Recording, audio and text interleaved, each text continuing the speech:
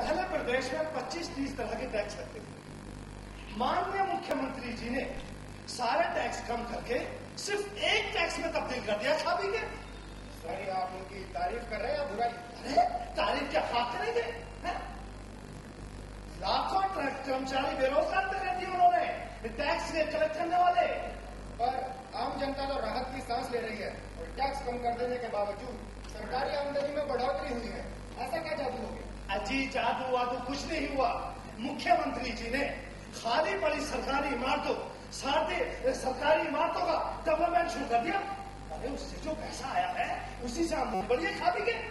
और उनकी compulsory slum development scheme के तहत पिछले 3 वर्षों में 60% से अधिक स्लम समाप्त हो गए हैं। फ्लैट्स अधिक बनने से उनके दाम घटे हैं। इस पर आपकी क्या प्रतिक्रिया? उससे भी ज्यादा नुकसान तो विधायकों का हुआ है, क्योंकि आधे से ज्यादा विधायक तो बिल्डर है खा पी के। तो प्रॉपर्टी के भाव गिरने से वो लोग हैरान है, परेशान है।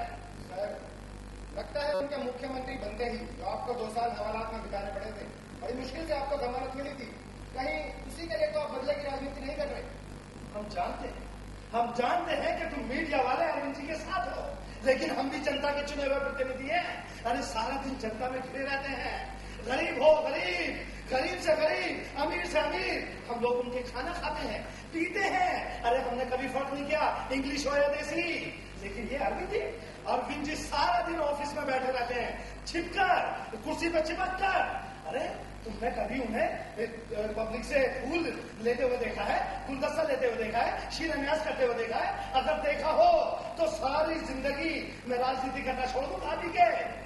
सर, ये फिर से आप उनकी तारीफ कर रहे हैं बुराई? अरे तारीफ बारीफ कुछ नहीं कर रहे हैं। जो जनता को न समझे ऐसे न समझ आदमी का हम क्या करें? सर, जनता के लिए उनका ऑफिस सारा दिन खुला रहता है। समारोह में भाग न लेकर या हार फूल स्वीकार न करके उन्होंने राज्य व जनता दोनों का पैसा और समय बचाया है। मेरी समझ में ये नहीं आता, माननीय मुख्यमंत्री जी सरकार चला रहे हैं या कोई कंपनी? भाई मेरी समझ से बाहर है खा पी के। सर, आपकी समझ को जो देश की जनता 60 वर्षों में नहीं समझ सकी, वो समझ सब समझ से बाहर है। अजीत है। धन्यवाद। तो यह क्या हमारे साथ धर्मवीर पार्टी के बड़बोले नेता गुमान सिंह जी, चलता है न्यूज रूम मनीष के पास। मनीष। दीपक, बहुत बहुत धन्यवाद। तो अरविंद जी, हमें तो लगता है कुछ लोगों को आपके काम करने का तरीका रास नहीं आया। जब 3 लोगों की दुकानदारी बंद हो गई है, वो तो अवश्य नाराज होंगे। ऐसे नेता नाराज होंगे, सरकारी अफसर भी नाराज होंगे। जनता को अब किसी भी सरकारी काम के लिए सरकारी दफ्तर आने की जरूरत नहीं है। उनके काम निर्धारित अवधि में ही घर बैठे हो जाते हैं। दूसरों की बात छोड़ दें, आपके गठबंधन के लोग भी आपसे खासा नाराज हैं। हमारे रिपोर्टर दीपक के साथ लाइन पर हैं गठबंधन पार्टी कर्मवीर पार्टी की अध्यक्षा अनुराधा जी। तो चलिए अनुराधा जी के विचार सुनते हैं। दीपक,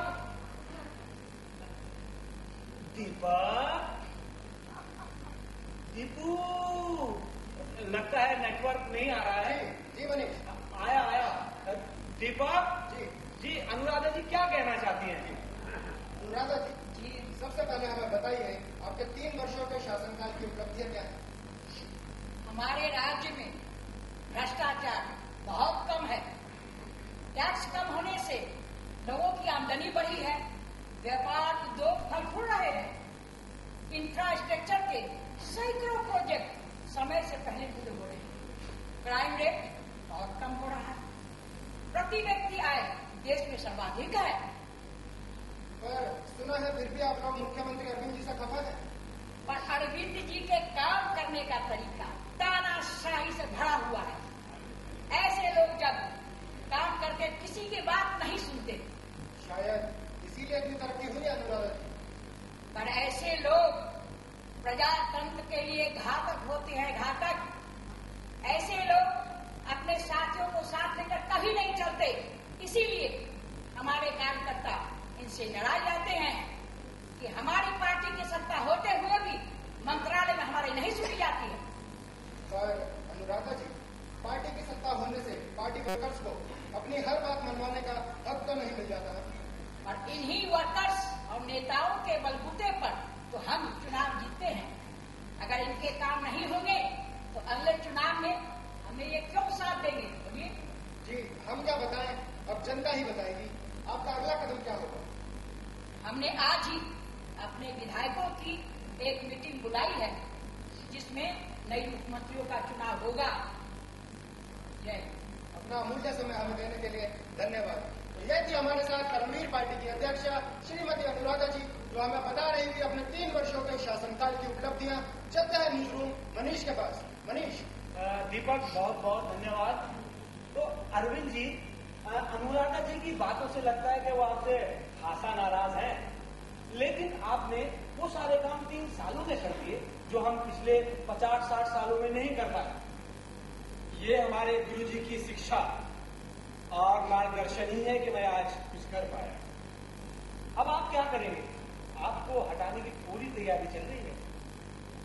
मैं अपने कपड़े हमेशा अटैची में रखता हूं ताकि कभी भी उठकर सब कुछ छोड़कर चल। पहले दिन से मुझे हटाने की इनकी मंशा थी, जो 3 साल के अनुबंध के कारण पूरी नहीं हो पा रही थी। ये लोग अनुबंध तोड़ भी सकते थे, पर उन्हें भरोसा नहीं था कि वो फिर से जीत कर आ सकते हैं, इसलिए मुझे झेल रहे थे। अब वो सोचते हैं फिर से नया मुख्यमंत्री चुनकर अपना उल्लू सीधा करेंगे। मैं अभी और अभी राज्यपाल महोदय से मिलकर विधानसभा भंग कर फिर से चुनाव कराने की सिफारिश करूंगा। इसका मतलब ये है कि अब आप अपनी खुद की पार्टी बनाएंगे और अपनी गुडविल कैश करना चाहेंगे। नहीं, आपने गलत समझा। आपकी समझ कैसे इतनी नासमझ हो गई? हमारे गुरु जी का आदेश है कि हमें अब कोई चुनाव नहीं लड़ना है। अच्छे लोगों को चुनाव में आगे आने के लिए तैयार करना है, खासकर युवाओं को, नौजवानों को। आपने जो कल्याणकारी योजनाएं चला रखी हैं, उनका क्या होगा? अब चाहे जो भी नई सरकार आएगी, वो इस रास्ते से हट नहीं सकती है। अगर हटना चाहेगी भी तो जनता उसे हटने नहीं देगी। जनता ने इन नीतियों के परिणाम देखे हैं। अब गुरुजी की टीम सत्ता में रहे या न रहे, तरक्की का कारवां हमेशा चलता रहेगा। जय हिंद।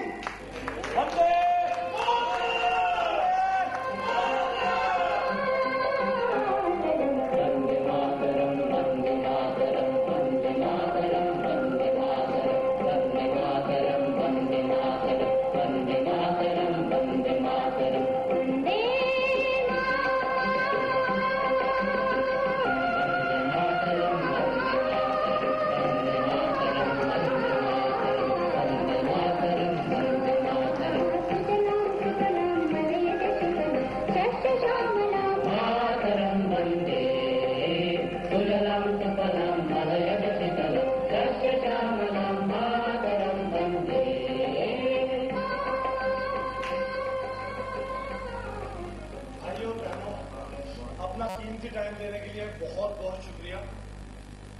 आपको लगा होगा कुछ कमियां तो हर जगह रह जाती हैं, इसमें भी कमियां थी। तो हमारी एक कोशिश थी जो हमारे दिल में था आप लोगों को बताने के लिए।